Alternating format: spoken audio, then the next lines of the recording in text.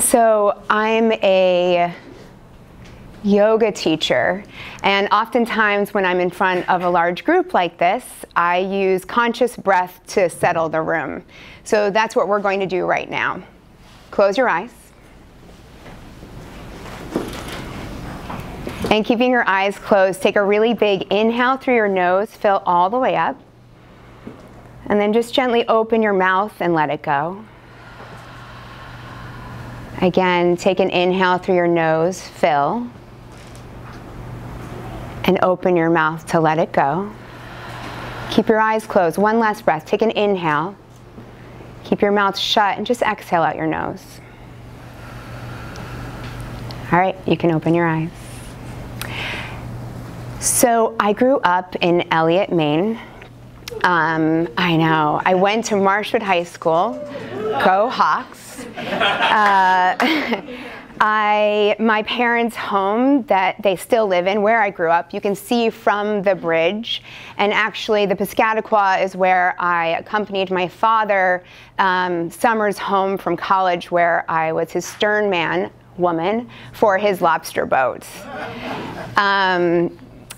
The church that my parents made me go to a lot was located like just around the corner here. It's kind of kitty corner to where the library is. The church no longer exists, but the building is still there. So in many ways, Portsmouth was my backyard.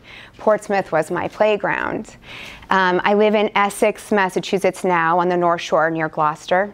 And I live there with my husband, Mike, and my two sons, Sam and Jesse. But Mike and I are constantly in a discussion about where we're going to raise our kids. And it's totally like a hashtag blessed thing because we're between two awesome places. All of that to say, I'm one of you. I really wanted you to like me. All right, my story begins in September of 2015. So I was really pregnant with Sam, and I had been noticing that I was double swallowing my food. Sometimes food felt like it would get hung up somewhere in my throat, like the image of a snake double swallowing a small animal. That's what was going on. But I was like, oh, maybe it's pregnancy related because your body does really weird things when you're pregnant. But I'm just gonna not think about it. And then it wasn't until I had dinner with a friend of mine that I hadn't seen in over a year. And as I was speaking, he was like, Jamie, what the hell is going on with your voice? You sound completely different. If you called me on the phone and said, this is Jamie, I would say, no, it's not. And I had actually noticed that the tone had changed too, but since nobody around me had said anything, I was like, nope, also not happening. Just sweep it under the rug. So at that time, I was like, all right, I'll mention it to my OB next time I go see her, which also happened to be a week before my already scheduled C-section for other reasons. So I told my OB what was going on, and she was like, no, that has nothing to do with pregnancy. And she gave me a business card for her friend who was an ENT, an ear, nose, throat doctor. She said, if you can't get in within a week, call me. I got in, I show up at Dr. Turner's office, wicked pregnant, and I sit down in his chair and he says, pregnancy isn't a pathology, Jamie. And he gives me it kind of is, but he gives me a brochure for acid reflux. So I'm sitting in his chair with the brochure on my lap and he says, well, let me take a scope.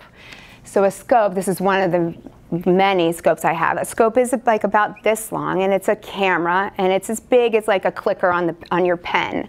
So he takes the scope and he puts it up my nose, through my nasal cavity. You should be doing that, yeah. And then down my throat where the camera can see what's going on. And he's quiet, and he comes back up. And I said, how did it go? And he said, the scope went really well, but there's something there. I'm going to go make a few calls, takes the pamphlet away from me and says, would you like somebody to come sit in this room with you? What the fuck? What? No, I don't want anybody to sit in this room with me, and I don't want you to say those words. So he decides that I do need to get whatever this is, a tumor, biopsied. He calls my OB. They decide together that they're going to kill two birds with one stone at Beverly Hospital. So the following week, on a Tuesday, I know, my baby Sam was born. It was the best day ever. And then the day after, on Wednesday morning, a nurse came up to my maternity room and wheeled me back down to the OR, where I was intubated and biopsied for that tumor on my throat. And then 2 days after that, Dr. Turner came upstairs and said, "You have cancer." So that was terrible. I was sitting in the bed, and Mike, my husband, is always to my left for some, I'm sure, serendipitous reason, but Mike was to my left, and he was leaning against the radiator of our maternity room, and he was holding our 24-hour-old baby, or no, this was 2 days after, so our 3-day-old baby. And I could feel him looking at me, and I could do nothing to look at him because I could just look down and look at the doctor. And I remember swallowing back like salty tears, and I could feel the sting because there was like still open wounds where they had cut out the tumor. And I remember thinking, this pain pales in comparison to how my heart feels. It felt like I was drowning. So a big inhale and a long exhale, especially because instead of spending my 4th trimester at home with my son, I spent it at Dana-Farber. I know, that's me. So I had 35 rounds of radiation where this mask, this is actually the day that the mask was molded to my face, but this mask would be placed over me, and then these little tabs would be bolted down to a table, and then I'd be put into the radiation tube. The techs leave the room, and I'm there for 25 minutes each time. I had 4.5 rounds of chemotherapy because my body couldn't stand its toxicity. My lungs started to scar. I had a feeding tube placed in my stomach because I couldn't even swallow water because my throat had swelled up so much. My neck turned red and then black, and my mouth was covered in this white yeasty thrush that I just had to cough up because it was the cancer cells that were sloughing out of my body. Sam. So this must have been a good day. I'm in bed. It doesn't look like my hair's washed, but you can see that my neck's charred. And Sam basically spent the first 4 months, he did spend the first 4 months of his life with my parents, and then also with my husband, Mike. So it was a hard pill to swallow. And I spent a lot of time alone in my bed. It wasn't the kind of treatment where I could watch a movie or read a book. I was really nauseous. I was really sick. I had temperatures that were rising up all the time. I was hospitalized. I went to the hospital 7 times. I was admitted 4, one of which happened to be on Christmas Eve. So my mom came down to Massachusetts, picked up my baby while we got in the car to go to the Brigham, and he spent his first Christmas there with my family up here, and I was in Boston. I lost my ability to speak. I really thought that I might die. I thought that it would be the end. And I was terrified of leaving my new family. I was scared to die. And I was terrified of leaving my new family. But I was more like in like an anxiety-ridden place because I was like, oh my God, what if I don't get to do all of the things that I want to do? But the thing is, I didn't know there was anything I wanted to do up until I heard the words, "You have cancer," because I had never really shown up for my life. I had just become who the world wanted me to become instead of showing up for the world and telling the world, this is who I am. I say I was stuck on a conveyor belt of living. When I heard you have cancer, it was like somebody took a sledgehammer and just shattered everything in my life, and the only things that were left remaining were the few people that mattered and the few things that mattered. And it was the best thing that could have happened to me. So I started a blog, and I called it JamieThinkSayDo.com. And it's from Gandhi's quote, "Happiness is when what you think, what you say, and what you do are in harmony." And it became this, before cancer, this was already sort of my equation for living. I had kind of been tipped off to like showing up for my life after my divorce. So this was sort of my motto, and so I used it for my blog, and I just wrote about what was going on in my day-to-day. So because I couldn't talk, I couldn't do any of those things. On my lucid days, I wrote my heart out. I wrote about what it felt like to be in the passenger seat when my husband was driving 70 miles an hour down back roads at midnight with baby Sam right behind me in his car seat because I couldn't breathe, heading to the hospital. I wrote about what it felt like to try to come to grips with death, being so young and having a new family. I wrote about the shame and the guilt that I was still carrying around with me about my first marriage and its demise. I wrote about what it felt like when I told my mom, and we have a little bit of a constricted relationship. Shocking, right? I'm not the only one. But I wrote about what it felt like when I told her that I was so happy that it was me that got cancer and not Sam, because they were so intertwined. And my mom looked at me with tears in her eyes and she was like, "But don't you understand, you're my baby." And I just about died right then and there from her heartbreak. So because I was being so honest and open and authentic in my writing, I started getting a lot of messages and comments on my Facebook and my Instagram.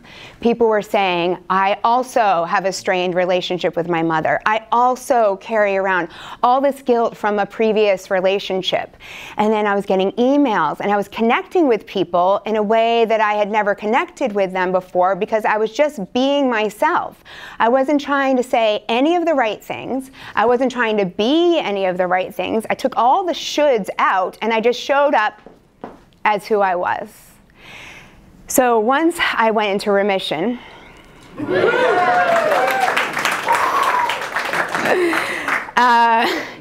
I decided to branch out from the internet and my blog and social media, and I began leading workshops like this. This is a journaling workshop where we do journaling prompts and then we break off in group discussion, and leading weekend retreats and doing corporate and private talks. So you guys have landed yourself in one of my little mini workshops. And where's Keith of Kate and Keith? When I told Keith that this is what I was going to do when he was doing my headshots, he visibly shuddered, like, "Oh God, no." Sorry. But basically what I do in these workshops is I break down the steps that I have taken, the conversations that I've had with people, and I just kind of like compartmentalize it and come up with questions to ask everybody else, because they're the questions that I've asked myself. I don't have anybody's answers. I really don't. As much as I'd like to have all of my husband's answers, I don't have anybody's. And I'm not an expert, and I'm not a researcher or a therapist, but I have been through shit, and I can lead you towards maybe an aha, maybe. So this month's theme is end, and the way I've played with the word end ties in with my most recent aha-ness, and it's about finding freedom. The idea of ending a core belief and replacing it with a new belief so that we can feel more happiness, more joy, and less angst and less anxiety. So the question to find freedom is, can I change the way I feel by changing a core belief? Can I change the way I feel by changing a core belief?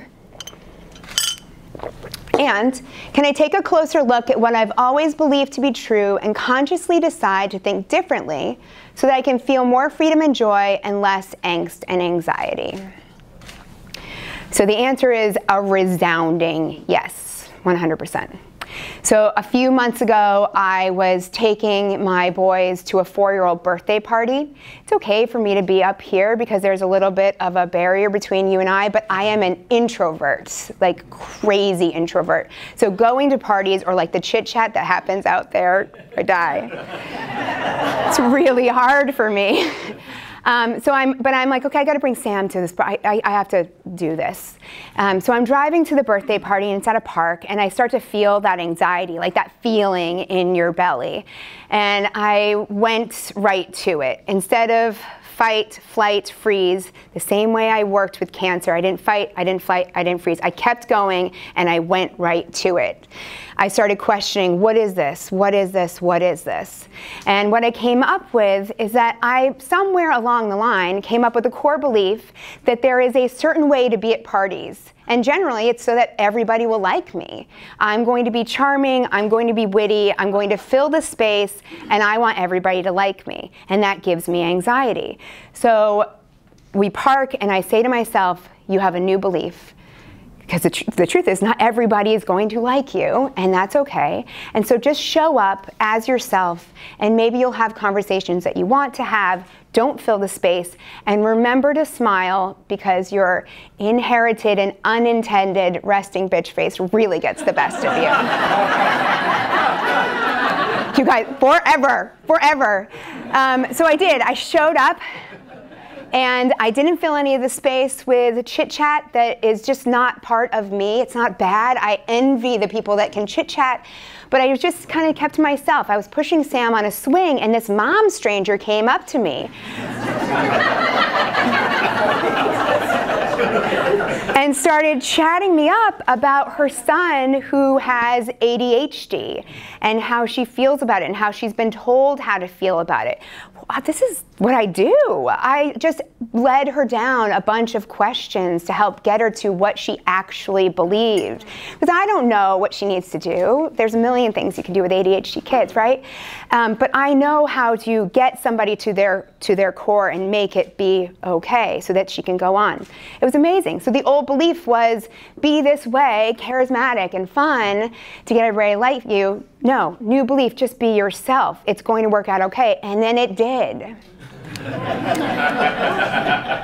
The other thing is, I was talking to a friend of mine, Jerry, and we geek out on this kind of spiritual stuff together. But I was telling him that day that I was really frustrated with the way that my husband and I were communicating. Mike, though super chatty, is not a natural speaker. I don't know if you have Comcast here, but we have Comcast in Massachusetts, and the voice recognition on our remote control rarely understands him. Because of his really thick Massachusetts accent and his mumble. Like my son, I have to be like, give it to Sam! Sam will say it. It's weird, it's so true. So he just doesn't feel comfortable. I'm not sure what it is. But I was telling Jerry in a moment of annoyance that we have this issue, this communication barrier, this like thing we can't break through. And he was like, change your belief. And I was like, what do you mean change my belief? Change his speech.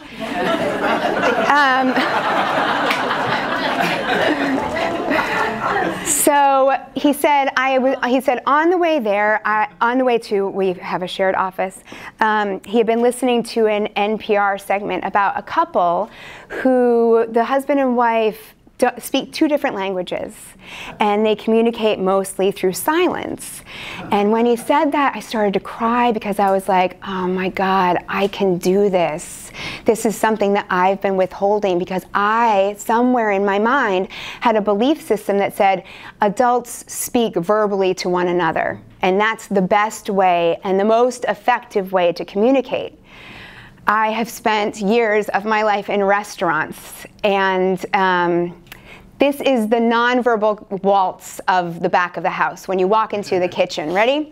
I walk into the kitchen. Lauren is standing here. She's got my tickets that have the food on it, and she's holding my 2 plates. She hands me the food, stabs the tickets. I take the plates. I pivot. Erin's standing behind me. She takes a step back because she sees my pivot. I walk to the right, Hannah walks to the right. I walk past a refrigerator. Ariel opens up the door, grabs 2 ketchups, puts them on the plate, and then we go on. Nobody has said a goddamn word. And everything got taken care of. Everything was communicated. So I decided to use this in my marriage and see how it goes. I stopped making Mike have conversations with me. Sometimes we communicate through text. We have really big conversations through text. And guess what? It works for us. And it doesn't make our communication any less than the people who are able to sit face to face at all. Because the goal is getting met. Old belief, boom. New belief, this is way better. Last thing. So I just had my second, I say just, it was in January. So Jesse, my son, is 6 months old. And I knew when I was booking this talk that I would have 6 months to tighten everything back up.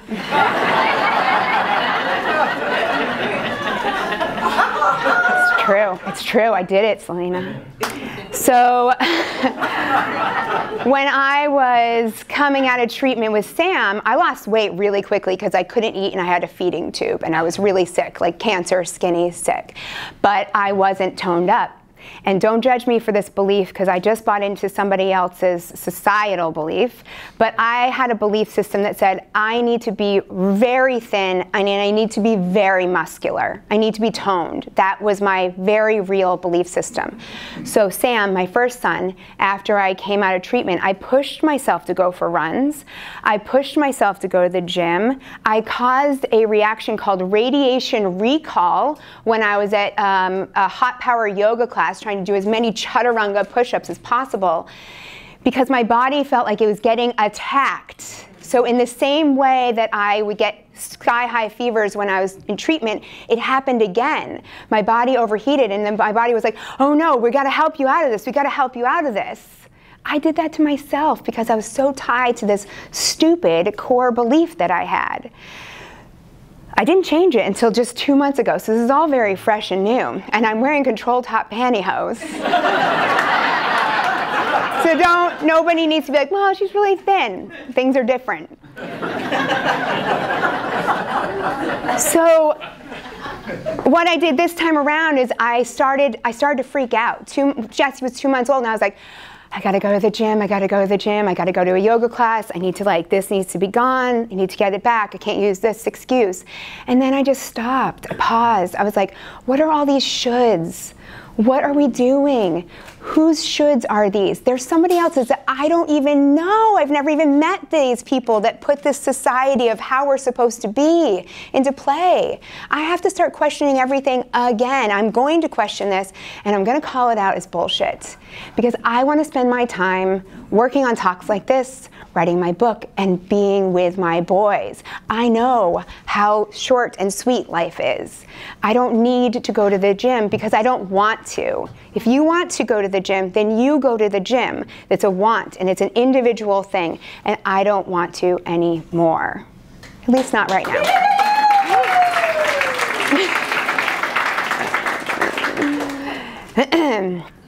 Okay.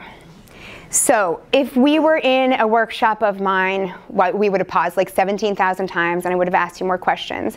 And in order to keep our vulnerability sort of safe, I'm just going to give you these 3 questions and maybe you'll take a picture of it with your phone.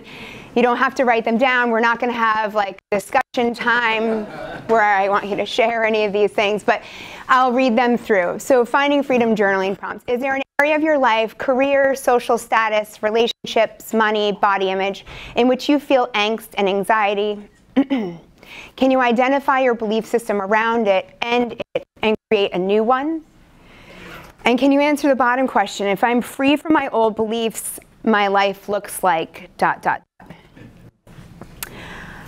I'm going to say this too. if you decide to kind of shake up your core beliefs, there will be a lot of people who will be rooting for you, because it's just small shifts in perspective, right? It all happened in my mind. Nothing changed, it's just the way I view something. But these small shifts in perspective lead to really big change in your life. So there will be some supportive people, and then there will be some people that are not supportive. I want you to know that before you start. When I was writing my blog and I'm writing really vulnerable things, people were like, yes, so inspirational, the cancer survivor, keep writing. And as soon as I got better and I continued to write, people were like, put it away. Like, just go back to being regular. Go back to being normal. Why are you saying those things? Well, those people are just not your people anymore. They're not my people anymore. There's no love lost at all. But in order for me to continue to grow, to continue to question everything about my life, and that's the way I show up for it, that's the way I get off the conveyor belt living, I have to step away and I have to keep going. It's following your intuition and it's following your heart. Close your eyes.